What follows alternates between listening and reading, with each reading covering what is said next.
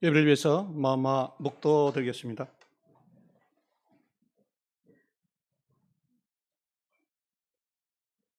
아멘. 네. 그래야 주 예수 그리스도로 하나님 말씀 나누겠습니다. 계속해서 성전 중심의 신앙과 성화에 대한 두 번째 시간을 갖겠습니다. 사실 엄밀히 말하면 영적 성전을 중심으로 한 신앙과 그리고 하나님의 역사하심으로써 성화를 이룬 그런 내용이겠습니다. 우선 제가 이제 저 사진은 사실 시내산 이집트에 있는 시내산의 모습입니다. 제가 시내산 올라가서 내려오면서 찍었던 사진입니다. 항상 제목을 제가 쓴 이유는 그때 하나님께서 이스라엘 백성들이 어떻게 임했는가, 그리고 이스라엘 백성들이 성막을 줬고 그리고 십계명을 줬고 그리고 기타 율법을 줬구나 라는 부분을 항상 제가 마음에 새기기 위해서 이렇게 저 그림을 같이 이렇게 나누고자 했습니다. 자, 우리 방송실, 자, 이 부분은 우리가 하나님께 나갈 때 구약성경과 신약성경에 어떻게 기록되어 있냐. 첫째는 양쪽에 보면 경외의 마음, 경외란 말은 하나님을 두려워한다는 거죠. 왜 두려워하냐? 하나님 절대 거룩한 분이기 때문에. 우리가 거룩을 준비하지 않으면 하나님 보면 죽게 돼 있죠.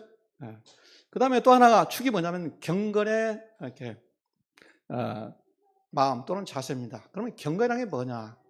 원래 중국 사람들이 그 경건이란 그 건자가 삶과 자기를 돌아본다는 건자입니다. 근데 원문의 뜻은 뭐냐? 세속되지 않는 것입니다.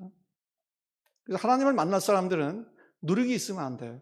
그래서 그 세속적인 걸 다 버리고 하나님 전에 나와야 됩니다. 그럼 하나님 만나기 위해서 성경은 뭘 요구하느냐? 성령의 충만과 진리의 충만을 요구합니다. 성령의 충만, 진리의 충만. 이때 진리는 우리가 세분화시키면 이제 신약 성경이 이제 분화가 되는데 하나 레마란 말이 있습니다. 레마라는 말도 말씀으로 번역되는데 그것은 뭐냐? 많이 듣는 거예요. 그러니까 제가 지금 말을 하고 있죠. 그러면 이게 레마입니다. 근데 이 말을 하는 내 속에서 또 어떤 말씀의 근원이 있기 때문에 말하죠. 그 근원을 로고스로 합니다. 이것은 이제 나중에 또 지금 이야기를 할 때 하기 위해서 전제를 한 겁니다. 그래서 우리가 그 하나님 만나기 전에는 이 하나님 말씀을 많이 들어야 돼요. 내 말을 많이 축적해야 됩니다. 지금은 이제 성경이 다 번역됐으니까 뭡니까? 많이 봐야 되겠죠. 자, 그 다음에 성경을 구약성에 보면 두 가지를 또 요구한 것입니다. 진실한 마음. 이때 진실한 마음은 올바로 살아갔다는 그 마음이 아니라 있는 그대로 상태. 내가 부족하면 부족한 대로. 그 상태를. 사람들 항상 제가 부족하면 그것을 감추려고 하죠. 근데 아니다. 이게 하나님한테 갈 때는 나 있는 그대로. 흠이 있으면 흠이 있는 대로. 그리고 뭐냐? 제가 온 마음이라는 것은 온전한 것. 흠이 있는 것을 일부는 감추고 일부는 가져간 것이 아니라 전체를 가지고 하나님께 가야 된다는 거예요. 왜냐? 내가 부족한 거, 흠이 있는 거 다 하나님께서 다 해결하는 이 절차를 만들어 두셨다는 겁니다. 좀 있으면 이제 보겠습니다. 자, 그다음 이것이 솔로몬 성전의 모습입니다. 솔로몬 성전. 솔로몬 성전은 딱 그 동문을 열고 가면 그 번제단이 있죠. 그리고 물두멍이 있고 그 다음에 성소가 있고 지성소가 있죠. 그걸 좀 더 확장시키겠습니다. 이방인이 선민의 공동체가 되려면 무엇을 받아야 됩니까? 할례를 받아야겠죠. 할례는 구약성경 시대는 이방인과 선민의 경계점, 구별점입니다. 할례는 지금으로 하면 남자애들이 하는 포경수술입니다. 그래서 할례는 거기에 피 흘림이 있죠. 그리고 더러운 것을 잘라버리는 것이 있죠. 그 다음에 고통이 있죠. 할례가 있죠. 할례를 받으면 저렇게 12장 이후에 보면 뭐예요? 유월절 제사에 참여할 수가 있습니다. 네. 그다음 두 번째, 이제 할례를 봐서 선민 공동체에 들어가죠. 그 하나님의 나라에 들어간답니다. 지상에 있는 하나님 나라, 보이는 하나님의 나라죠. 그러면 하나님께서 요구합니다. 너는 성소를 향해서 가라. 네. 근데 너희들이 성결이 이제 왜냐하면 애굽에서 400년 동안 있었으니까요. 성결이 준비되지 않기 때문에 너희 지파 중에 한 지파를 구별해라. 그게 레위 지파입니다. 네. 그 사람들만 뭡니까? 성전의 일을 하게 되겠죠. 근데 거기서 다시 구별하죠. 경계선이 어디 있냐면 성소와 지성소에, 성소에 들어갈 수 있는 사람은 레위인들하고 다 들어간 거 아닙니다. 거기서 다시 구별을 해요. 제사장. 그러면 보다 더 성결이 요구되겠죠. 네. 그럼 거기서 다시 구별해요. 대제사장. 그 사람이 1년에 한 번씩 뭐예요? 지성소를 들어가게 되어 있습니다.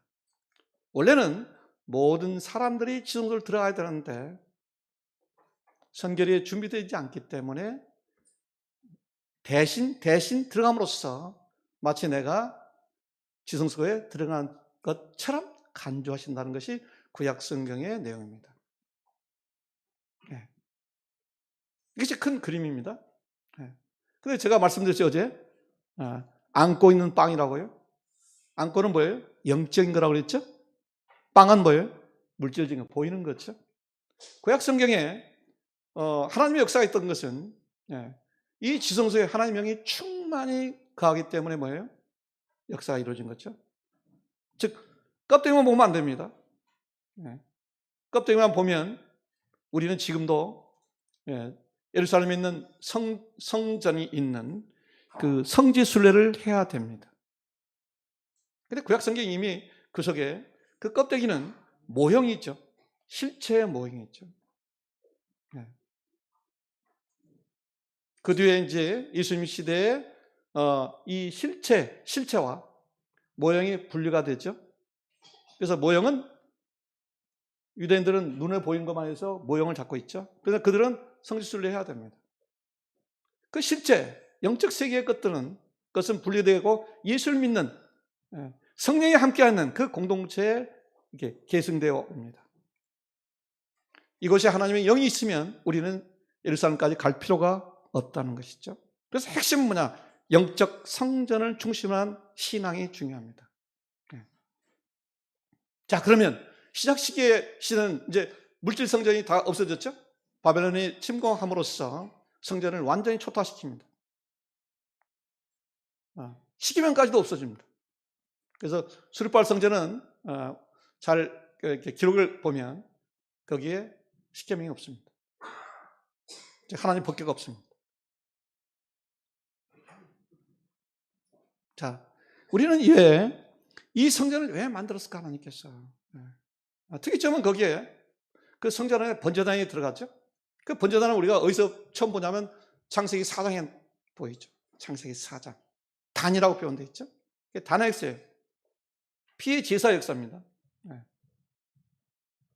그것은 인간이 죄가 있음으로써 그 죄를 해결하지 않으면 하나님 만날 수 없기 때문에 이 단을 한 겁니다. 그러면 단을에서 제사를 지는 것은 그냥 단어서 피 제사를 지는 걸로 끝나냐? 아니죠. 하나님을 만나는 데까지 가는 거죠. 그래서 사실은 그때는 이 성소와 지성소가 감춰진 거죠. 그래서 그래도 인간들이 영적인 제사장, 영적인 왕, 영적인 선지자 역할을 수행한다고 본 거죠. 우리가 아브라함을 분석하면 거기에 뭐예요? 세 가지 신분이 있죠. 그는 가는 데마다 단을 쌓죠? 그게 제사장 신분이죠. 그는 뭐예요? 부족장은 왕이라는 겁니다. 왕이었죠.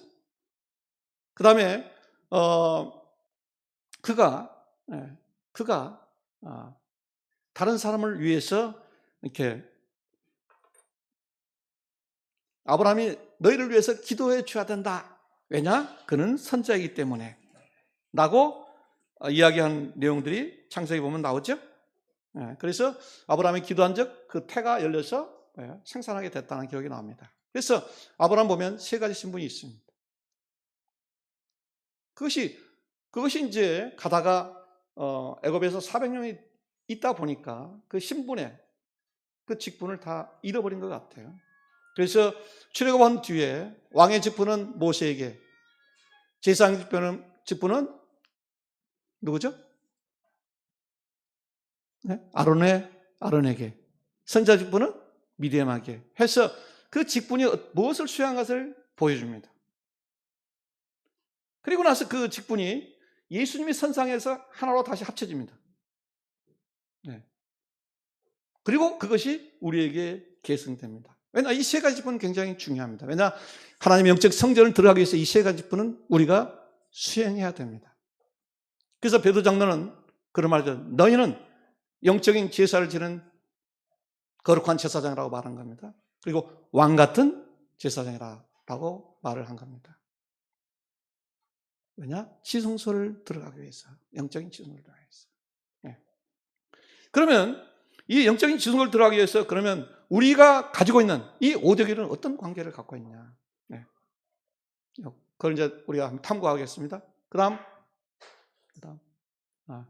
이것은 성소를 제가 원판으로 이렇게 만든 겁니다. 밖에 있는 책들 보고 온 것이 아닙니다. 어쩌면 성경에 있는 내용들을 우리 성도로 같이 나눌까? 영적 로드맵을 어떻게 하면 정확하게 같이 공유할까 해서 어느 순간 저에게 떠올라서 그린 겁니다. 자, 구약 성경의 시대를 본다면, 우리 신약 성경하고 구약 성경 이해합시다. 자, 우리는 물침례에 대해서 한번 이해합니다. 물침례. 자, 물침례의 효능은 뭘까요? 물침례? 내가 물침례를 왜 받았죠? 첫 번째, 왜 받죠? 말씀을 거기 해줘야지. 제가 힘을 넣죠. 왜 받죠? 예, 죄를 씻겨서. 자, 그럼 우리는 딱 어디로 나가냐? 사도행전 2장 38절을 딱 가야겠죠? 그죠? 죄를 씻는, 물침례가 죄를 씻는 구절은 성경에 두 군데 나옵니다. 직접적으로. 뭐 부분적으로는 더 나오지만, 사도행전 2장 38절을 보면 그리스도의 이름으로 물침례를 받아라. 그리고 죄사함을 얻어라. 그것이 똑같이 사도행전 22장 16절에 언급되어 있습니다. 자, 죄라면 죄를 씻는다. 그럼 죄는 뭘까요? 죄는 뭘까요? 죄라는 것은 추상적인 개념이에요. 그걸 구체화시켜야 됩니다. 죄는 뭘까요? 네. 거기까지는 고민해 본 흔적이 없는 것 같아요, 보니까요. 네. 자, 그건 보류하고. 네. 두 번째, 우리가 왜 물침례를 그냥 죄만 씻기 위해서 받나요? 성경을 보니까 또 하나 있죠? 뭘까요? 우리 청년들은 이야기를 할 건데. 그러면 제가 설명을 드려야겠습니다. 왜냐하면 성경이 번역이 어렵게 돼서 이게, 자, 6장 보겠습니다. 로마서 6장. 성경 구절 안 띄울 겁니다. 요 보십시오. 6장 3절. 무릇 그리스도 예수와 합하여 침례를 받는 우리는 그의 죽으심과 합하여 침례를 받은 줄을 알지 못하느냐. 그러므로 우리가 그의 죽으심과 합하여 침례를 받음으로 그와 함께 장세되었나니 이는 아버지의 영광으로 말미암아 그리스도를 죽은 자 가운데 살리심과 같이 우리로 또한 그 새 생명 가운데 행하게 하려 함이라. 이게 무슨 말인가요? 이 뜻이? 저도 과거는 몰랐습니다. 이게 대체 무슨 뜻인가? 뭐 합하여. 자, 헬라어에 있는 것을 제가 그대로 직역해 드릴게요. 너희가 물속에 잠김으로 그리스도 예수 안에 들어가고, 너희가 물에 잠김으로 그의 죽으심만으로 들어간 것을 알지 못하느냐, 그 말입니다. 우리가 물침례를 받는 것은 로마서 6장에 기록하면 두 가지 목적이 있어요. 하나는 그리스도 안에 들어간다.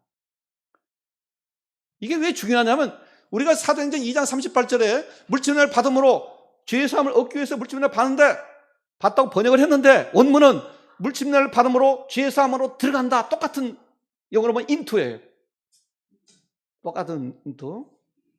그러니까 이거 의역을 해놓으니까 무슨 뜻인가 몰라요. 자, 저 같이 같이 하나씩 하나씩 가는 거예요. 자, 물침내를 바람으로 그리스도 안으로 들어간다. 그리고 물침내를 바람으로 그의 죽으심 안으로 들어간다. 그것을 알지 못하느냐? 이 말입니다. 자, 그럼 우리 이제 대체 물침내를 바람 그리스도 안으로 들어간 것이 뭐냐? 뭐냐? 그에 대한 해답이 어디에 나오냐면 우리가 잘 아는 갈라디아서에 나옵니다. 자, 갈라디아서 3장, 우리가 잘 아는 구절이죠. 3장 27절. 누구든지 그리스도 합하여 침례를 받는 자는 그리스도로 옷 입었느니라.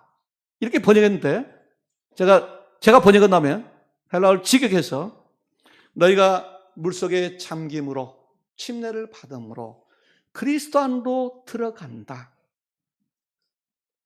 그것은 곧 그리스도로 옷 입는 것이다. 그래서 우리가 물침례 받는 것은 그리스도 안에 들어간 것이고, 그리스도 안에 들어간 것은 뭐냐? 그리스도로 옷 입은 것이다. 옷이 등장해, 옷. 자, 이제 제가 이제 설명을 해야겠어요. 죄에 대해서. 왜냐하면 구차시켜야 되니까. 네. 죄는 대체 뭐냐? 여러분들 이제 지금은 이제 참 목욕탕이 잘 되어 있으니까 그렇지만 옛날 사람들은 뭐예요? 옷이 지저분하고 막 몸이 더러우면 어디로 가요? 내과를 갔죠? 내과 가서 옷이 너무 지저분해. 그러면 옷을 버리죠? 그죠? 그리고 때를 뭐예요? 씻죠? 물로 때를 씻지 않습니까? 그럼 우리가 물로 때를 씻을 때 그 나온 때만 씻습니까? 아니면 몸속에 때를 낳게 하는 그것까지 다 씻습니까? 예? 나온 때만 씻죠? 그죠? 그리고 나온 때만 씻고 나서 가만히 있습니까? 아니면 새 옷을 입습니까? 새 옷을 입지요? 이 말이에요, 지금. 그러니까 내 몸에 쌓은 결과물 그게 죄예요. 그러니까 죄는 뭐예요? 씻어버리면 돼요. 저번에 제가 죄를 뭐라고 했어요?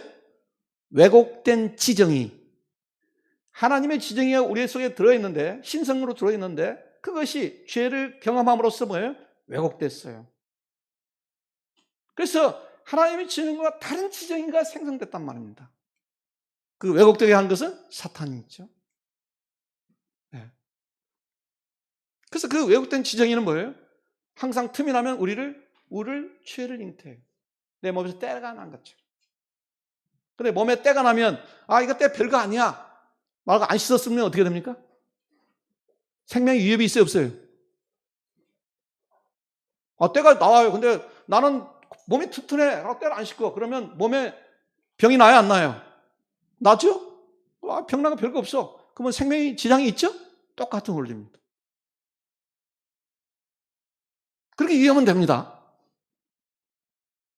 아셨죠? 죄라는 것은 무슨 지금 오늘 시점에 한국에 있는 도덕적인 기준인 죄가 아니라 하나님의 지정의를 왜곡되게 한 그것이 내 속에 들어있는데 그것이 나오는 것. 그것이 죄라는 겁니다. 그래서 하나님은 딱 정해놨어요. 죄를 해결하는 방법. 그것이 뭐냐? 물침례를 받는 것이고 그 다음에 그 물침례는 그리스도의 피로 온 것이기 때문에 우리가 침례 받고 나서 죄가 다시 나타날까요? 안 나타날까요? 제가 오늘 양해를 얻겠습니다. 좀 오늘 시간을 오버해도 이해하십시오. 네. 나타나요? 안 나타나요? 그러면 성경에 그것이 기록됐을까요? 안 기록됐을까요? 예? 제가 그런 말은 갖고 기록된 것 같죠? 그죠? 우리 베드로전서 3장을 보겠습니다. 베드로 3장 21절 물은 예수 그리스도 부활하심으로 말미암아 이제 너희를 구원하는 표현이 곧 물침례라 침례라 육체의 더러운 것을 제하여 버림이 아니요 오직 선한 양심이 하나님을 향하여 찾아가는 것이라. 물이 물침례인데 그 물이 내 육체의 더러움을 제해버려요? 안 제해버려요? 못 제해버려요. 내 몸에서 나온 결과물인 때만 제할 뿐이지 내 몸에 있는 그 때를 잉태하는 요소는 제할 수 없다는 거예요. 다만 내 속에 있는 양심이 이제는 하나님을 찾고 하나님을 향해서 가는 것이 작동된단 말입니다. 선한 양심이. 그래서 물침례 또 효능 하나가 뭐예요? 내 잠자고 있는 양심, 화인받는 양심이 뭡니까? 그때부터 작동을 해요. 하나님을 향해서 가는. 네. 그래서 물침례의 중요한 효능이 첫째 뭐예요? 목욕함과 똑같아요. 때를 씻고, 그리고 죄를 씻고 뭐예요? 거룩한 옷을 입는 거죠. 이제 옷에 대해서 연구를 해야 돼요. 창세기 가지고, 그 다음에 성전시대에 제사장옷 복식, 그 다음에 예수 그리스도의 지금 옷, 그 다음에 계시록 보면 뭐예요? 옷을 빠는 데가 복이다 되어 있죠? 다 연결되는 거예요. 왜 옷이 필요합니까? 내가 하나님 앞에 가기에는 부족한 것이 있기 때문에. 네. 자, 근데 아까 로마서 6장에 보니까 6장 3절과 또 하나 있죠? 무엇이 있어요? 내가 물속에 잠기는 것은 그의 죽음 안으로 들어가시다. 4절 보면 뭐예요? 그의 창사심 안으로 들어간다. 그러니까 옛사람을 뭐예요? 창사시키라는 거예요. 자, 그리고 로마서에 또 뭐냐? 옛사람을 못 박혀라. 그런 말이 나와요. 예. 갈라디아서 보면 또 어떤 말씀이 있냐면, 예. 갈라디아서 5장 24절을 보겠습니다. 그리스도 예수의 사람들은 육체와 함께 그 정과 욕심을 십자가에 못 박혔느니라. 이건 제가 볼 때 번역 잘못한 거예요. 어떻게 번역했느냐? 그리스도 예수의 사람들은 정과 욕심과 함께 육체를 못 박았느니라. 왜냐? 육체의 부분이 정과 욕심이죠. 그죠? 네. 제 말은 거 아니라 박현 책들 다 그렇게 써놨어요. 네. 그러니까 옛사람을 못 박힌다는 거예요. 자, 그러면 자, 세례받을 때 못 박혔으니까 그러면 옛사람이 안 나타나냐? 그 말이 아니에요. 이 말은 무슨 말하냐면, 야, 네가 물침례를 받는데 그것은 예수 그리스도가 십자가를 져서 못 박은 것과 똑같아. 앞으로 그렇게 살아. 그 말입니다. 그러면 뭐예요? 옛사람이 나타날 수도 있고, 내가 뭐예요? 잘 관리하면 안 나타날 수도 있죠. 나타나면 어떻게 됩니까? 이제 때가 나타나니까 뭐예요? 주님께서 말씀하신 죄를 해결하는 방법을 통해서 하면 되죠. 우리 신약성경 시대에 있어서 신도들은 어떻게 하냐? 예. 거기에 대한 구체적 기록이 어디에 나오냐면 요한일서에 나옵니다. 예. 요한일서 1장을 보겠습니다. 1장 7절. 저가 빛 가운데 계신 것 같이 우리도 빛 가운데 행하면 우리가 서로 사귐이 있고 그 아들 예수 그리스도의 피가 우리를 모든 죄에서 깨끗하게 하실 것이요 만일 우리가 죄었다 하면 스스로 속이고 또 진리가 우리 속에 있지 아니할 것이요 만일 우리가 우리의 죄를 자백하면 저는 미쁘시고 의로사 우리 죄를 사하시며 모든 불에서 우리를 깨끗하게 하실 것이라. 이 말은 누구한테 말입니까? 요한일서는 이미 예수를 믿는 사람들, 물과 성령을 거듭난 사람한테 한 겁니다. 네. 자백이란 말이 무슨 뜻인가 아셔요? 자백. 네. 정확한 의미라면 이 말은 호모로게란 말입니다. 호모로게. 호모란 말은 the same, 같단 말이고 로게란 것은 말하다 그런 말이에요. 그러니까 내가 있는 상태 있잖아. 내가 죄 있으면 죄 있는 상태를 하나님께 그대로 아뢰는 거예요. 내가 말하는 거고 내 상태가 같아야 돼요. 네, 그게 자백이라는 단어입니다. 그럼 뭐예요? 그리스도 피가 역사에서 깨끗하게 하신다는 거예요. 네.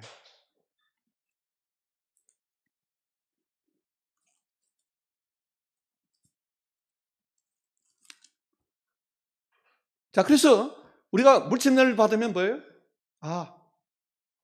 옷을 입는다. 때를 씻는 거 중요하죠. 그러나 때 씻는 상태에서 머무르면 안 돼요. 옷을 입는다. 그리고 내 양심이 하나님을 향해서 간다. 하나님 어디 계셔요? 성전에 계셔요. 성전에 지성석이 있어요. 구약성경 말하면 나는 하늘의 보좌에 앉았는데 내 발등사기가 하나님 법궤에 속죄소에 내 발등사기 있다. 성전에 나오라는 거예요. 이스라엘 백성들이 매일 성전에 나오는가요? 구약성경에는 아침에도 얘기했지만 안식일 날 성회에 모이게 돼 있어요. 왜냐? 하나님이 그들을 거룩하게 하기 위해서 그날을 거룩하는 것을 징표로서 안식을 주었다는 거예요.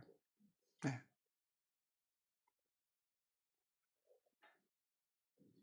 자, 세례는 옷을 입는 거예요? 예? 네? 자, 그러면 이 세례와 구약성경에 있어서 뭐가 연결되나? 네. 자, 우리가 물세례는 구약성경과 어떤 거와 연결되냐라는 부분을 이해할 때 또 하나의 생각을 검토해야 됩니다. 아침에 세부했지만 이 세례 받는 사람은, 세례와 성령을 받은 사람은 하나님의 백성이 되죠. 시민권을 받아요. 근데 그게 현재형으로 됐다고 그랬죠? 시민. 나라의 구성이 된단 말이에요. 자, 그러면 세례를 우리 구약성경에 한번 연결해 봅시다. 뭐하고 연관되어 있어요? 물세례는, 물침례는? 저 번제단의 피해제사, 그 연결되죠? 그건 잘 알죠? 그러면 물침례가 할례와 연결되나요? 안 되나요? 할례하고?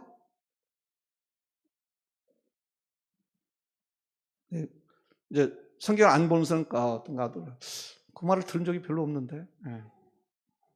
자, 골로새서 보겠습니다.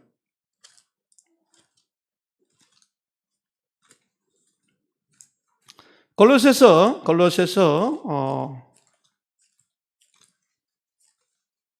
2장, 골로새 2장 11절. 또 그 안에서 너희가 손으로 하지 아니하는 할례를 받았으니 곧 육적인 몸을 벗는 것이요 그리스도의 할례니라. 너희가 물침례로 그리스도와 함께 장사한 바 되고 또 죽은 자들 가운데 그를 일으키신 하나님의 역사를 믿음으로 말미암아 그 안에 함께 일으킴을 받았느니라. 많은 학자들은 이 구절을 가지고 이 물침례가 한 가닥은 할례에서 왔다, 한 가닥은 구약의 피해제사에서 왔다라고 합니다. 자, 우리는 물침례를 받으면 첫 번째가 뭡니까? 하나님의 백성이 되는 거예요. 백성. 그럼 구약 성경에 이방인이 하나님의 백성이 되려면 번제단에서 번제를 했습니까? 아니면 할례를 받았습니까? 자, 번제단에서, 성전에 있는 번제단에서 이방인도 가서 제사를 지낼 수 있어, 없어요? 이방인이 죄가 있어. 그러니까 양을 가지고 와서 제사장한테 다 양을 자기가 조각조각 해가지고 제사장한테 줘가지고 제사장이 번제단에 번제 제사를 드릴 수 있어요, 없어요? 이방인이 못 드리죠. 자, 우리는 그래서 눈을 좀 크게 떠야 돼요. 이 물침례가 하는 첫 번째 기능이 하나님의 백성이 되는 거예요. 그것은 구약 성경의 할례와 연결되어 있죠. 그렇죠? 자, 그러면 구약 성경의 관점에 보면 영적인 옷은 언제 입냐? 할례를 받을 때. 영적인 옷이라고 했습니다. 네. 자, 근데 물침례에 또 하나 기능이 있어요. 하나님의 백성이 된다는 기능, 시민권을 갖는 기능이 있는가 동시에 또 하나 뭐 있냐면 아까 그렇죠? 옷을 입는다. 그리스도로 옷 입는다. 네.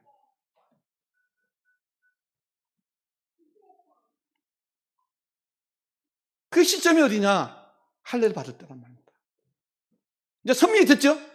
근데 옷이 지저분해져요? 안 지저분해져요? 지저분하면 빨아야 될 거 아닙니까? 어디로 가서 빨았죠? 구약 성경에? 구약 사람들은? 성전에 가서 번제단에서 뭐예요?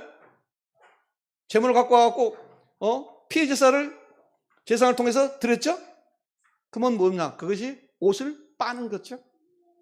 옷을 빠는 것은 선민이 되고 나서 빠는 것이지 선민이 되기 위해서 빠는 것은 아니란 말입니다.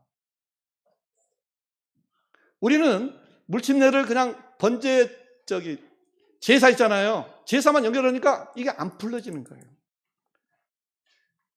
번제 피해 제사나 할례는 같은 속성입니다.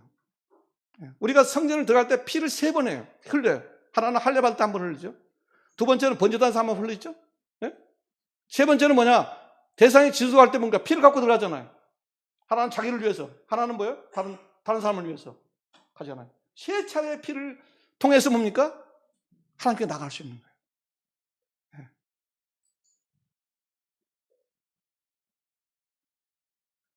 자, 우리는 세례를 받았어요. 세례를 받으면 이제 영적인 하나님 나라의 백성이 됩니다.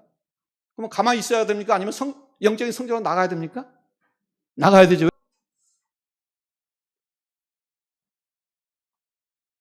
아니, 몸에서 때가 나오니까 때가 해결했다고 해서 다 됩니까? 아니죠.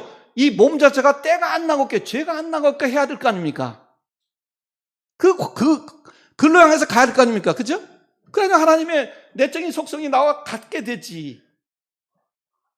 어떤 분들은 그냥, 교회 와서 그냥 빨고 그냥 돌아가, 빨고. 네? 네. 제가 말한다면, 교회 와서 그나마 일주일을 돌아오면서 하나님, 제가 이것도 하나님 앞에 부끄러운 일이고 이것도 하나님 제 죄를 용서해 주십시오 하고 그 영적인 지혜상 역할만 하고 돌아간 분들이 있어요. 그래서 어떤 분들은 와서 그런 기도도 안 하고 돌아간 분이 있어요. 그냥 이 물질 성전만 보고 또 형제들 보고 인사 나누고 그냥 돌아간 분이 있어요. 그분은 영적인 안식일을 못 지킨 거예요. 왔다 갔다 그냥 한 거예요. 그러면 몸이 변화되겠습니까? 안 되겠습니까? 몸에서 때가 안 나오는 사람으로 변화돼야 되는데 되겠습니까? 아니면 원래 상태로 돌아가겠습니까? 예전에 저는 그런 고민을 많이 했어요. 야, 우리가 이런 정말 그리스도의 피에 침례를 받고 저는 저 중학교 2학년 때 성령받아 너무 충만히 받았어요. 근데 시간이 지나니까 이런 사람 저런 사람 다 보게 된단 말이에요. 우리가 하나님의 형상을 담고 점점 가야 되는데 거꾸로 가는 사람도 있고 그냥 잠자는 사람도 여러 유형이 있더라고요. 이게 이해가 안 됐어요, 사실은. 지금은 이해가 됩니다. 성경을 쭉 보고 하니까 이해가 돼요. 그런 분들은 그냥 교회 와서 그냥 내가 일주일 동안 못 만난 형제 만나고 그냥 악수하고 그냥 맛있는 밥 먹고 그냥 돌아간 사람. 그 사람들은 뭐예요? 옷이 빨아져요, 안 빨아져요? 안 빨아지면 뭐예요? 성경에 그런 사람들 뭐예요? 화인받는 양심. 옷이 지저분해져 버리면 점점 안 빨면 계속 지저분해지죠? 옷을 바꿀 정도까지 지저분해지면 그 사람은 구원 못 받아요. 왜냐하면 옷은 한 벌밖에 없으니까. 근데 옷이 지저분해지면 또는 다른 측면에서 보면 양심이 이게 뭐예요?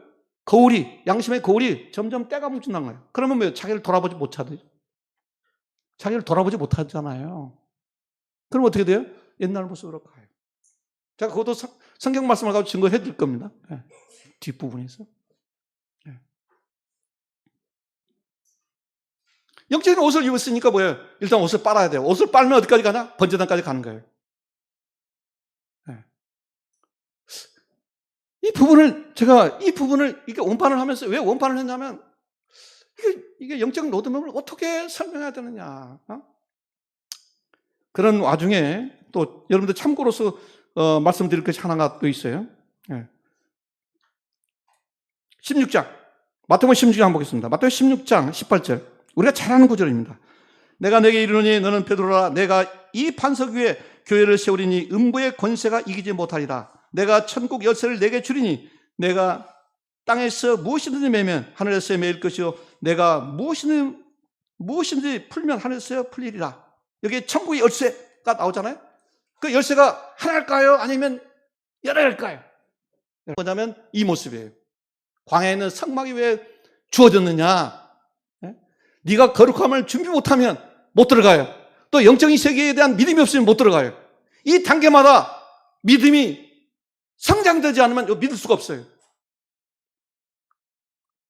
구약 때 사람한테 네 죄를 해결하면 번제단에서 피해 제사를 지내야 돼. 만약에 믿음이 없으면 제사 지내겠어요? 없죠. 영적 세계를 바라보면 동물의 피해 제사 지내든 만든 무슨 나하고 관계 있냐 그게 생각을 했겠을 거예요. 우리가 의인은 믿음으로 말하는 그 믿음이란 말이 이 적은 믿음에서 나와서 그 보다 높은 믿음으로 들어가고 그 믿음에서 나와서 더 높은 믿음으로 나가고 믿음의 역동성이라는 것은 하나님의 세계에 대해서 하나씩 더 알게 된다는 거예요. 즉 지성소의 영역은 우리의 인간적 개념으로 보면 다 신비로운 세계. 내가 하나님 말씀 믿지 않으면 못 들어가는 겁니다. 제가 어제도 그런 말씀했죠. 우리가 주기도문에서 영적인 하나님과 이 땅에 왔다. 이 땅에 왔다. 우리가 물침례를 받고 성령 침례를 받아서 우리는 어떠냐? 몸은 이 세상에 있어요. 근데 영적인 하나님 나라는 영적인 성소가 있잖아요. 그죠? 그가 들어갈 수 있는, 우리가 세례를 받으면 그 영적인 하나님 나라에 들어갈 수 있는 권한이 있고, 그 다음에 뭡니까? 영적인 성소에 있어서 번제단까지 들어갈 수 있는 권한이 있단 말이에요. 침례를 받으면. 거룩한 옷을 입었으니까. 이게 안식일마다 들어가야 돼요, 거기를. 그러면 뭡니까? 내가 그리스도 안에 되고 그리스도가 내 안에 되는 그것이 역사가 이루어지는 거예요. 성화라는 것은 내 노력을 통해서 세상 사람들은 것처럼 무슨 수양이고 보고 해서 이루어지는 것이 아니에요. 내 노력을 통해 이러면 신앙은 또 다른 멍이 같아요. 죄도 멍이지만 그것도 멍이 같아요. 그건 버리셔야 됩니다. 하나님께서 우리한테 요구하는 것은 제 영적인 지성소를 들어가라는 거예요. 그럼 하나님께서 역사에서 너를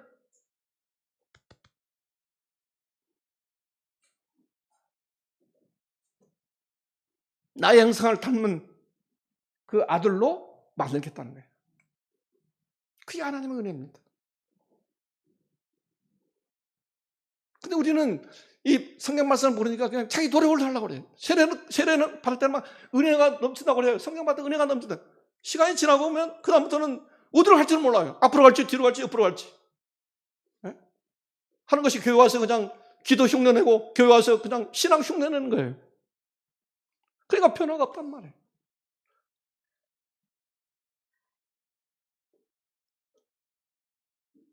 그런 것들이 뭐냐면 제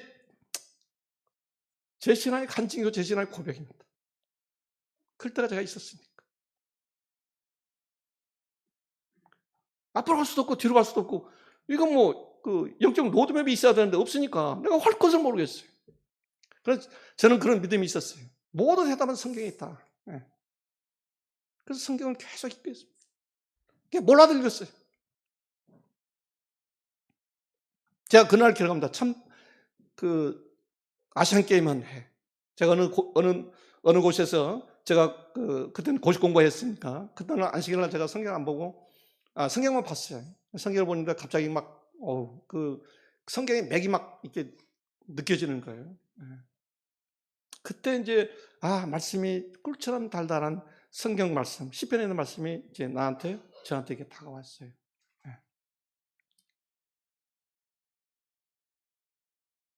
모르겠어요. 하여튼 저는 그냥 성경 말씀이 많이 그냥 떠올라요.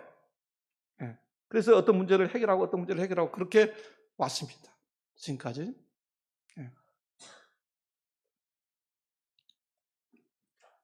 자, 그러면 그 다음 단계는 어떻게 하냐. 이 물두멍이 있잖아요. 물두멍은 대체 뭐냐. 물동에서 제사장들이 뭡니까? 손과 발을 씻죠? 손과 발을 씻어요. 손과 발을 깨끗하게. 거룩한 옷을 제사장이 입었는데 손과 발을 또 씻고. 그 말은 대체 어떤 의미를 갖고 있나? 그것도 하나님 앞에 가게 감춘다는 거예요. 성경 묵상한 중에 갑자기 성경 구절 하나 떠오른 거 있어요. 그건 잘하니까 우리가 그 구절을 생각하겠습니다. 아까 출애굽 3장 보면 떨기나무에 대해서 하나님의 음성이 들려왔죠.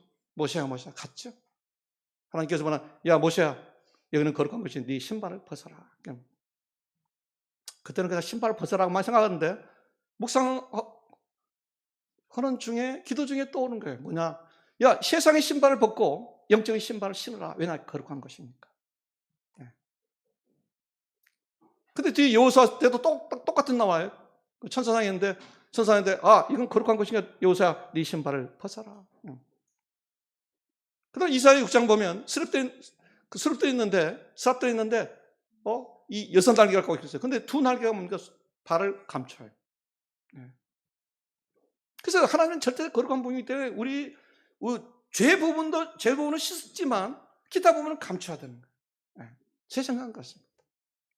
그리고 옛날에 대만에서 밖에 있는 일반 교회에 있는 장로가 전도가 됐는데 세례를 받고 세종을 하는데 그 사진을 딱 찍으니까 금신발이 딱 형상만 금신발인 것이 한국까지 전래됐죠. 그때는 그냥 금신발이구나라고 생각했었어요.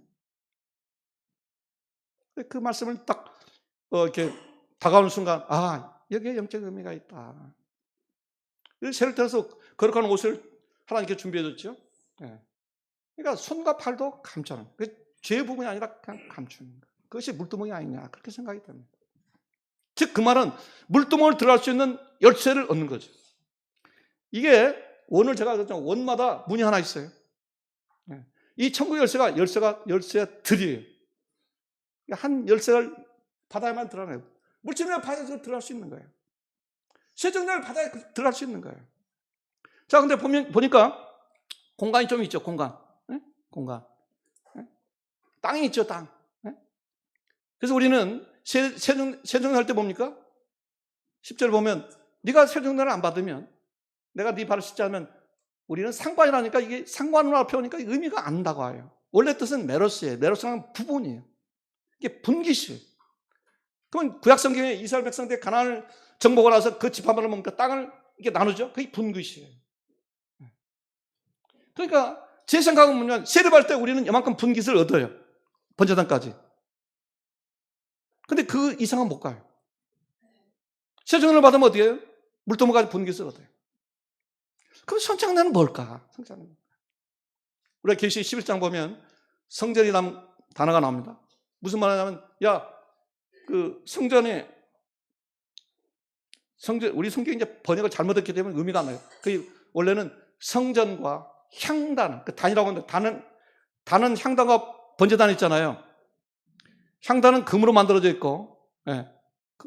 번제단은 노수로 만들어 있어요. 그래서 그걸 설명하면 이게 노단인지 그러니까 번제단인지 향단이 구별이 되지만 그냥 단 쓰면 의미를 파악해야 돼요. 근데 성전이라는 단어가 신약 성경은 좀 분화가 되어 있어요.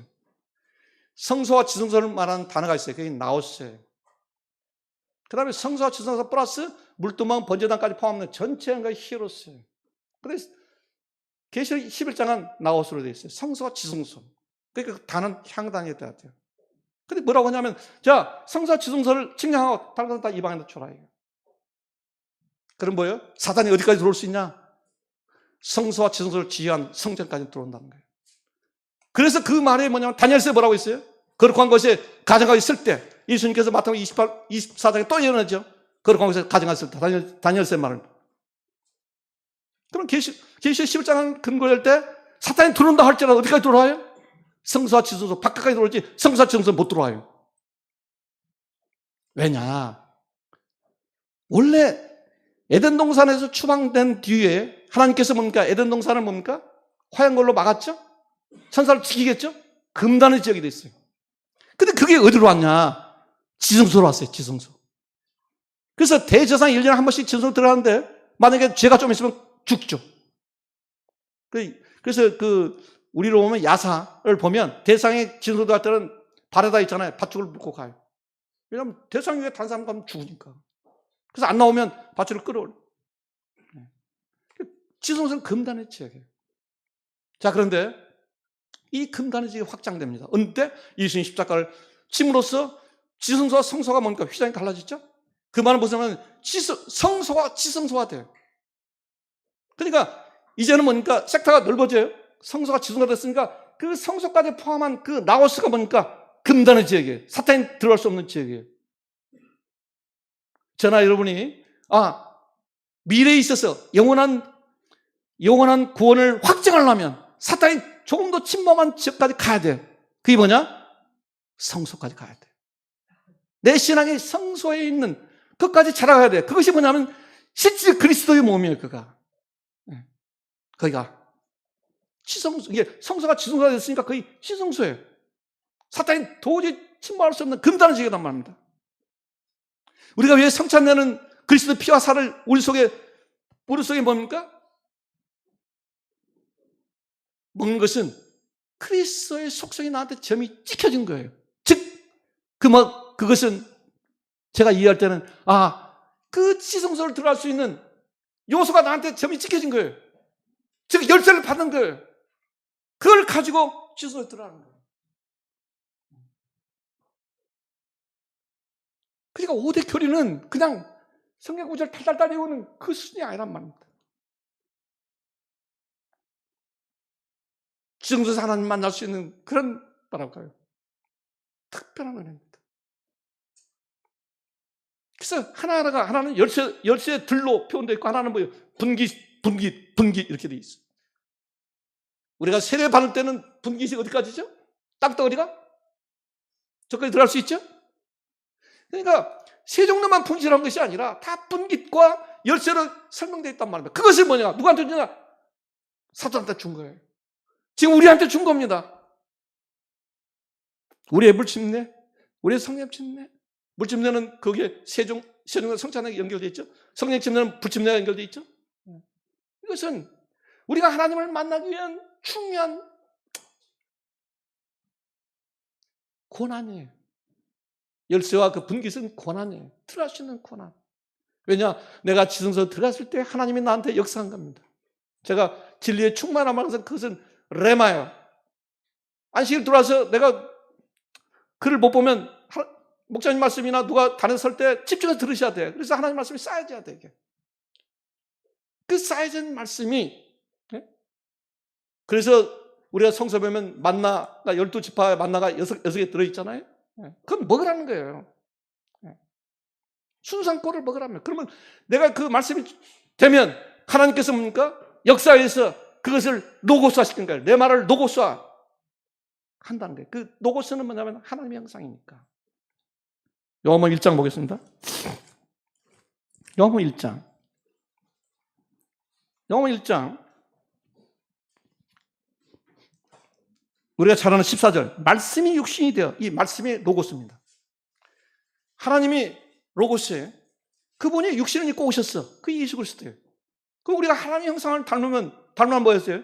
내 속에 있는 이 미성숙한 로고스, 하나님 형상을 닮았었으니까. 또는 아담이 범죄하고 나서 왜곡된 로고스가 생성됐잖아요.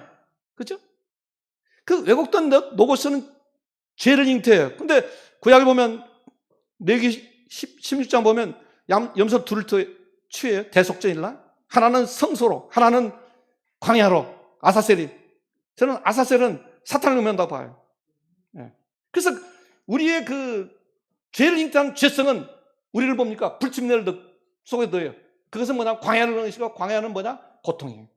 그 고통을 통해서 성전 밖에서 해결하게 돼요.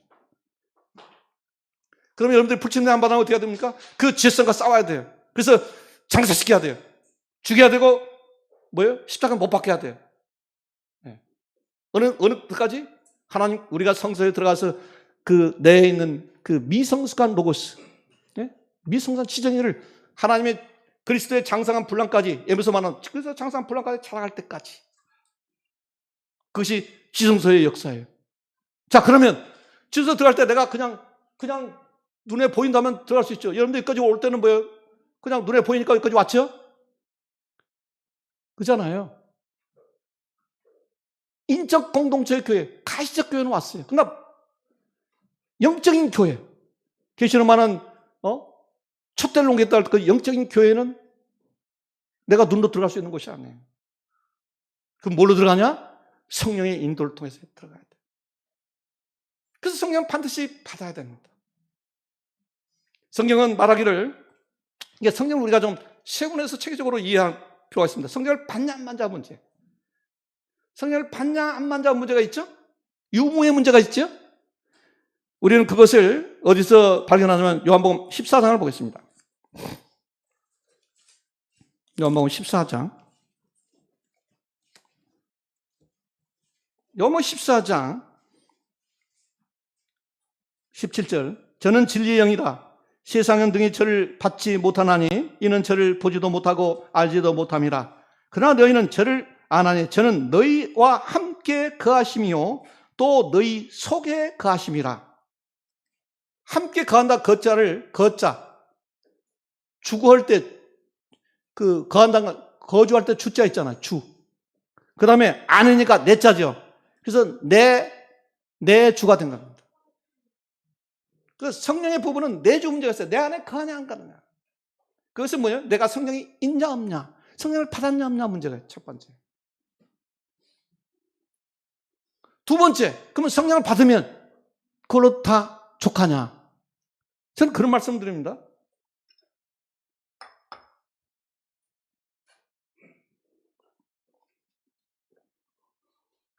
이 컵을 보십시오. 이 컵에 물이 한 방울 있습니다. 물이 있나요 없나요? 있지요. 근데 충만합니까? 충만하지 않습니까? 않죠. 충만한 것은 이 물컵에 물이 차서 넘쳤을 때 충만한 말 쓰죠. 그것은 전부의 문제가 아니죠. 있냐 없냐 문제가 아니라 뭐예요?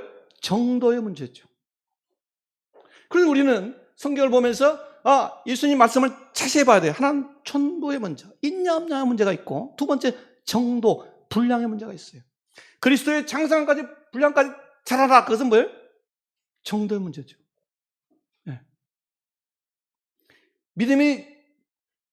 믿음이 연약한 자야. 그러면 정도 문제입니까? 아니면 있냐 없냐 문제입니까? 전부입니까? 믿음이 연약하다. 믿음이 있는데 한 방울밖에 없어. 그 말이죠? 네. 세상 사람은 믿음이 없어요. 성경적으로 하면 믿음이 없는 사람들이야. 그러나 우리 신도는 믿음이 있어요. 근데 다 똑같냐? 아니란 말입니다. 어떤 사람은 한 방울, 어떤 사람은 반절, 어떤 사람은 충만. 성경도 똑같습니다. 우리는 사도행전 1장부터 28장을 보면 가장 중심적 단어가 성령 충만이에요. 충만. 사도행전 1장 28, 사도행전 1장을 보겠습니다. 사도행전 1장 8절, 오직 성령이 너에게 임하시면 너희가 권능을 받고 예루살렘과 온 유다와 사마리아 땅끝까지 이르러 내 증인이라. 저는 이 구절이 이해가 안 됐었어요. 왜 이해가 되냐? 성령을 받았어.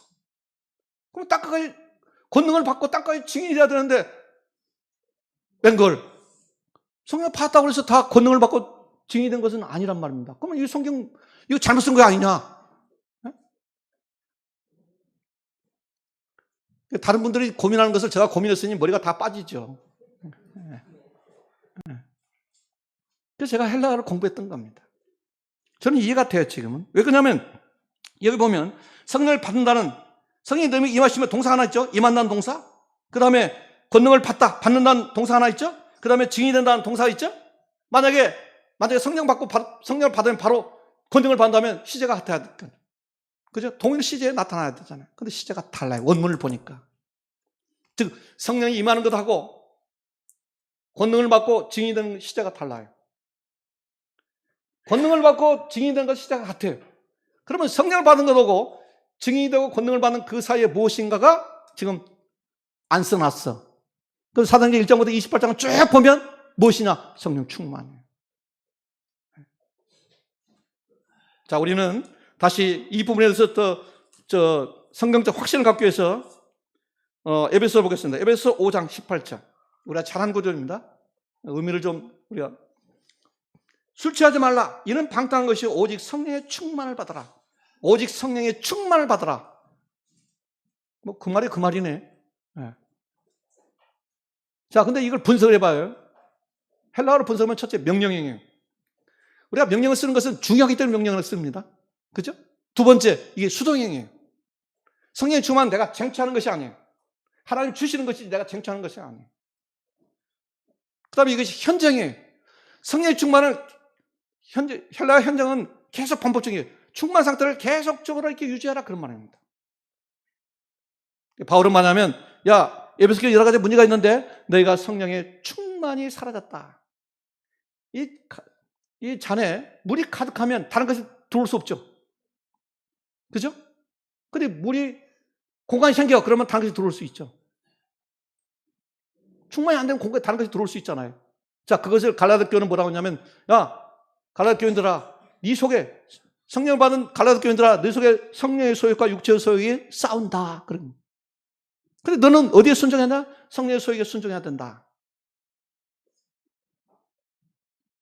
왜 그 말을 했을까요? 물이 가득 차 있을까요? 아니면 반절이나 반절 못할까요? 물이 반절 차면 사탄의 영구 역사할 것이고 성령도 역사하면 비까비까죠. 네? 근데 성령을 잘 관리하지 못하면, 충만 상태를 관리하지 못하면 어떻게 돼요? 육체에서 사탄이 역사에서 넘어질 수 있다는 거예요. 그래서 육체의 일은 현저하니 그렇게 나와요. 바울이 열매라고 표현을 못해요. 그것도 열매예요. 육체의 열매인데, 열매라는 말은 좋은 의미를 쓰기 위해서 육체 일 그렇게 표현한 겁니다. 원문도 그렇게 돼 있어요. 그래서 뭐예요? 옛날 상태로 돌아가 버린 거예요. 성령의 충만을 유지한 사람들이 뭐예요? 사탄 역사를 못하니까 성령의 열매를 맺히는 거예요. 그렇게 정확하게 성경은 기록되어 있단 말이에요. 중요한 것은 내가 그것을 이해하느냐 이해하지 않느냐 중요합니다. 그래서 우리는 중요한 것이 뭐냐면 성령의 상태를 계속적으로 충만하게 유지해야 된다. 그게 중요하다라는 것을 인식해야 됩니다. 왜냐? 저 영적인 성전을 들어가는 것은 성령이 충만해서 성령이 나를 이끌려서 영적인 지성소를 들어가게 해야만이 하나님께서 내 말을 로고스로 만들어서 하나님 형상을 덧입게 하는 역사가 이루어지기 때문입니다. 자, 그러면 성령 충만 대체 뭐고 성령 충만을 위해서 내가 무엇을 할 것인가 고민하게 되죠. 그래서 저는 사도행전 1장부터 28장까지 몇 번 읽었어요. 그 해답을 찾기 위해서. 편지서를 몇 번 읽었습니다. 왜냐? 사도행전은 성경 충만의 내용이잖아요. 네? 편지서는 뭐냐면 충만 상태에서 미충만으로 떨어져요. 그러니까 야 충만하 돌아가야 돼. 그렇지 않으면 여러 가지 문제가 생겨. 그것이 편지서예요. 결론은 뭐냐? 성령의 충만은 성령 안에서 기도하는 에서 나옵니다.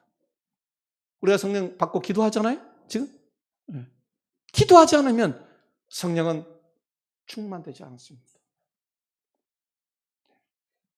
옛날 제가 전도서 교회 왔을 때 그때는 안식일날 교회면 모두 다 기도하는 데 바빴습니다. 막 시간만 안식일날 기도했어요. 근데 웬걸 어느 시점이 지나니까 안식일날 기도하는 것보다 서로 막 주거니 막 그래도 주거니도 성경 말씀이 아니에요. 그 세상에 뭐 아파트 몇 채를 갖고 있다 뭔자 그런 걸 세상적인 그 누룩을 갖고 와서 그러니까 어떻게 돼요? 기도 시간이 적어지니까 성령의 역사가 적죠. 충만한 것이 점점 더 살아요. 성령이 충만되지 않으면 성경 말씀에도 깨달음이 없습니다. 왜냐? 진리의 성령을 했잖아요. 성령은 충만된 상태에서 진리를 깨닫게 하는 겁니다. 그래서 신앙의 첫 번째 기준이 뭐냐? 기도해야 돼요. 안식일날 와서 최소한 1시간 이상 기도하고 가셔야 돼요. 저는 그렇게 말합니다. 안식일날 예배 전 30분 기도하고 가야 됩니다.